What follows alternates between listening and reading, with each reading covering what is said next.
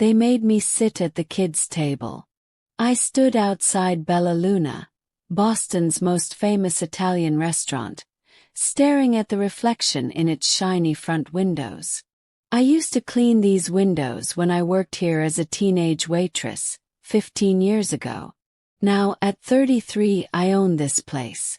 Not just the restaurant but the entire hospitality group that bought it 3 months ago. My name is Olivia Mitchell. My family still calls me Liv. On the rare days they remember I exist. Tonight was my sister Madison's birthday party. Just thinking about seeing everyone again made my stomach turn. Our family dinners were never warm or happy. Most of the time I left feeling like I didn't belong. "Your usual table is ready, Ms. Mitchell," said Marco, the maitre d', with a small smile. He was one of the few people who knew I now owned Bella Luna. "Not tonight, Marco," I said. "I'm here for the Madison Carter party." His eyebrows lifted just a little, but he stayed polite. "Of course. They're in the grand room." I smoothed down my black dress as I walked in. It was Chanel, but you wouldn't know unless you knew what to look for. That was my style, simple but sharp. Madison was the opposite. She liked to show off. The flashier the better. Laughter spilled out from the private dining room. Through the frosted glass, I could already hear Madison's voice. Loud and full of herself, just like our mother. I took a slow breath and opened the door. "Oh, Liv. You actually showed up," Madison said loud enough for everyone to hear. She stood at the head of the table wearing a red designer dress that probably cost more than some people make in a month. Her husband, James, sat beside her, already looking bored. Our parents sat in the center, of course. Mom was perfectly dressed, as always. Dad pretended to care about James's latest real estate story. My younger brother Tyler was there with his wife Sophie. Aunts, uncles, cousins, all gathered around the main table. "Happy birthday, Madison," I said, handing her a small gift bag. She air-kissed my cheek and took the bag with a fake smile. "Thanks, sweetie. We've got your seat all ready for you." She pointed to a small table in the corner. I followed her finger and saw a few kids already sitting there. My cousin's children, none of them older than 12. "The kids' table?" I asked, trying to keep my voice steady. "Well," she said with a laugh, "we had to seat people based on how successful they are. I'm sure you understand." Some people around the table laughed. "This table," she said, gesturing to her own, "is for adults with real careers. Remind me, what do you do again?" "Something with consulting." I looked at my mom, hoping she might step in. But she just gave me that same look she always did. The one that said, "You didn't live up to our plans." "Investment strategy," I said quietly. Right, Madison said, waving me off like it didn't matter. "Anyway, you'll have fun over there. Maybe you can learn something from the kids and their lemonade stands." More laughter. Tyler looked uncomfortable, at least. But, as usual, he said nothing. He never did. Dad never stood up for me, not once. Not when I dropped out of law school. Not when I started my so-called consulting thing. And definitely not now. I stood there by the kids' table, staring at my seat like it was some kind of punishment chair. My hands clenched at my sides. I could have caused a scene, stormed out, thrown my gift at Madison, or screamed about how ridiculous this was. But I didn't. Instead, I smiled. "Hey there," I said as I slid into the seat next to a boy who looked no older than 10. "How's everyone doing?" The kids looked up briefly, some nodded. Most just went back to whatever games they were playing on their phones or tablets. I pulled out my own phone, typed quickly, and hit send. Time for that special welcome we talked about. Across the room, Madison was in full performance mode, bragging about her new position at her father-in-law's company. She was the center of attention as always, laughing loudly, soaking up the praise, just like our mother taught her. Right on cue, Marco stepped through the door. He was followed by a line of servers in perfect formation, each holding trays with tall flutes of champagne. "Ladies and gentlemen," Marco called out, his voice steady and smooth, "we are delighted to welcome you to Bella Luna this evening. But tonight is particularly special." I glanced at Madison. She looked thrilled, probably assuming she was about to get another spotlight moment. "Because we are honored to be joined by the new owner of this fine establishment. Please welcome the head of Mitchell Hospitality Group, Miss Olivia Mitchell." Every glass that had been halfway to lips froze in midair. The room went silent. Madison's face dropped like a curtain. Her lips parted but no words came out. Mom gasped and instinctively touched her pearl necklace, her usual reaction when things felt out of her control. "Liv." Tyler blinked at me, stunned. I stood slowly from my seat at the kids' table, adjusted my dress and smiled. "Yes, Tyler. Bella Luna's mine." Madison finally found her voice. "You own it." The confidence had drained from her tone. He nodded. "I own the whole group. Bella Luna is just one of our 37 properties along the East Coast." All the air seemed to vanish from the room. Silence. Not even the kids were tapping on their screens anymore. My dad was the first to speak. "How? When did?" I held up a hand and sipped from the champagne glass Marco handed me. "You know that consulting work you all laughed about? I specialize in rescuing restaurants and rebuilding them. I've been doing it for over a decade. And you never said anything." Dad asked again, louder this time. Shrug. "Would you have listened? Any of you?" Madison's expression was unreadable now, somewhere between disbelief and panic. James, her husband, stared at me like I was a Rubik's Cube he suddenly wanted to solve. I could see the wheels in his head turning, trying to calculate what 37 successful restaurants meant in dollars. "Oh," I added, turning to Marco. "My sister mentioned she wanted the anniversary champagne, the one that goes for $2,000 a bottle?" Madison's eyes went wide. "Put it on my tab," I said. "It's a family celebration, right?" Nobody missed the tone in my voice. I raised my glass. "To success. However you define it." The rest of the evening felt like a play where everyone forgot their lines. The laughter had quieted. Conversations grew forced. Every now and then someone from the main table glanced my way, then quickly looked elsewhere when I met their eyes. And the expensive champagne. Barely touched. I stayed where I was, at the kids' table. But now the kids were all staring at me like I was some kind of legend. "Do you really own everything here?" 12-year-old Emma asked in a hushed voice. I smiled and nodded as I helped her slice her chicken. "Yep. All of it. Mom says you were always the quiet one," she said. "Sometimes quiet ones are just working on big things," I whispered back. She grinned, and I felt something warm twist in my chest. Meanwhile, Madison was doing damage control. I saw her furiously typing under the table, no doubt trying to Google my company or fact-check my announcement. Good luck with that. I'd gone through layers of shell companies to keep my identity private until now. My moment.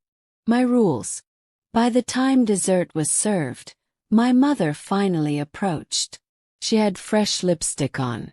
That was her version of putting on armor. "Olivia dear," she said, trying to sound calm, Why don't we do lunch tomorrow? Just the two of us. We have so much to catch up on. I dabbed my napkin, gave her a long look. I have a full day tomorrow. 3 board meetings, then a flight to Miami for a new site. Her eyes blinked fast. Miami. But you never mentioned. I mention plenty. You just never listen. Her lips twitched. Behind her, Dad was pretending to scroll his phone, but the sweat on his forehead gave him away. I wondered if he was remembering all those snide remarks about my little side gig. Madison made her final move then. She strutted over, heels clicking, smile forced. Liv, she said with fake sweetness. James and I have been thinking. Maybe we could explore some business ventures together. You know, since you're already in the restaurant world. Of course they were interested now. I looked at her, the same sister who'd seated me with the kids less than an hour ago. I'm careful about who I go into business with, I said softly. And I meant every word. I only work with people who truly love hospitality, I said, voice calm but firm. Not those chasing profits. This place runs like a family. Madison leaned across the table, reaching for my hand. I subtly moved mine away, adjusting my napkin instead. Family, I said quietly. Funny, an hour ago I wasn't even allowed to sit at your table. Her face paled. That was just a joke, Liv. You're always so sensitive. No, I replied. It was never a joke. It was control. The kind you've used on me since we were kids. I rose slowly, smoothing the front of my dress. But now I get to make the rules. Marco, ever discreet, stood nearby. I turned to him. Please let Mrs. Carter know her Sunday brunch reservation needs to be reconfirmed. We're launching a new membership system. Madison's shocked gasp echoed through the room. Those brunches were her stage, her kingdom. Her carefully cultivated circle revolved around them. You wouldn't dare, she whispered. I already have, I said, louder this time so every ear would catch it. In fact, the Carter family's entire preferential status is under review. James, who hadn't looked up from his phone all evening, finally raised his head. Alarm replaced indifference. His business meetings thrived on the Bella Luna brand. Without the prestige, his deals would lose their shine. Marco, I continued, transfer Mr. Carter's business account to the standard corporate rate. No more family discounts. This is insane. Madison snapped. Daddy, say something. Our father stood up slowly, adjusting his tie like he was preparing for a boardroom clash. Olivia, don't be rash. Your sister didn't mean harm. Or family. We're supposed to support one another. Gave a dry laugh. Support. Like when I came to you for help starting my business and you told me to get a real job. Or when Madison borrowed money for her wedding and never paid it back because that's what family does. He shifted uncomfortably. That was different. You're right, it was. 'Cause back then you thought I was no one. Quiet one. The disappointment. The one you seated near the kids or in the corner while you bragged about your other children. I walked over to the main table and lifted a bottle of untouched champagne. Want to know something funny? Said. I bought this restaurant group 3 months ago. I've been at every dinner since. Listening to your stories. Watching you all ignore me. Not once did anyone ask about my life. My work. My success. The room was so still, even the kids had stopped tapping their screens. But now that you know who I am, I said, suddenly I'm family again? I handed the bottle to Marco. Put this back in the cellar. I think we've celebrated enough tonight. Tyler stood red-faced. Livy, I'm sorry. I should have said something earlier. About the seating. About all of it. Yes, you should have, I replied. But you never do. You just sit there and stay quiet like I used to. The difference is, I learned how to speak up. I turned to my mother, who stood frozen by the children's table. You always wished I'd be more like Madison. Louder, shinier, more ambitious. Well, congratulations, Mom. I built something bigger than anything Madison has touched. Does that make you proud now? Her mouth opened, then closed. No response came. I picked up my Hermes purse, though no one had noticed it, and walked toward the door. Dinner's on the house, I said. Consider it my final act of family charity. Olivia, wait. Madison's voice cracked. We can talk. Fix this. I paused at the door and looked back. They were all standing now, smaller than I'd ever seen them in that grand dining room. No, Madison. Can't fix this. Because you can't undo years of dismissiveness and cruelty with one teary apology. You can't erase how small you made me feel just because now you realize I've outgrown you. What do you want from us? My father asked, his voice tired. Nothing, I said. That's the gift of success. It shows you who you are, and who everyone else really is. I nodded to Marco. Make sure they get home safely. And that new membership system. Launch it tomorrow. As I walked out, the hushed murmurs started behind me. By morning, the story would ripple through every social circle. That Olivia Mitchell, the quiet one, owned one of the city's most prestigious restaurant empires, and she'd just unseated her entire family at her sister's birthday dinner. Outside, my driver waited. I caught my reflection in the car window. Polished, poised. But something inside had shifted. A weight I'd carried for years had finally dropped away. My phone buzzed.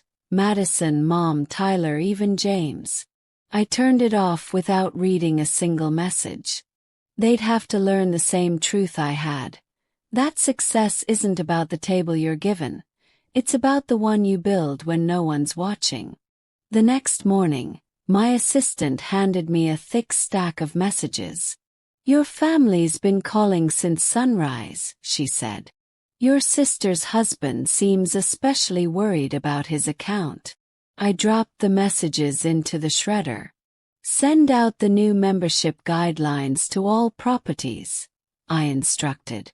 And Sarah, make sure the Carter family isn't on the preferred list. She hesitated. What about the Sunday brunches? I smiled, remembering all the times I'd been excluded. Those are now reserved for people who understand that success isn't about appearances. It's about how you treat people when you think they have nothing to offer you. Sarah gave a knowing nod. She'd been with me since the beginning, helping me build this empire one brick at a time while my family pretended I didn't exist. Oh, and one more thing, I added.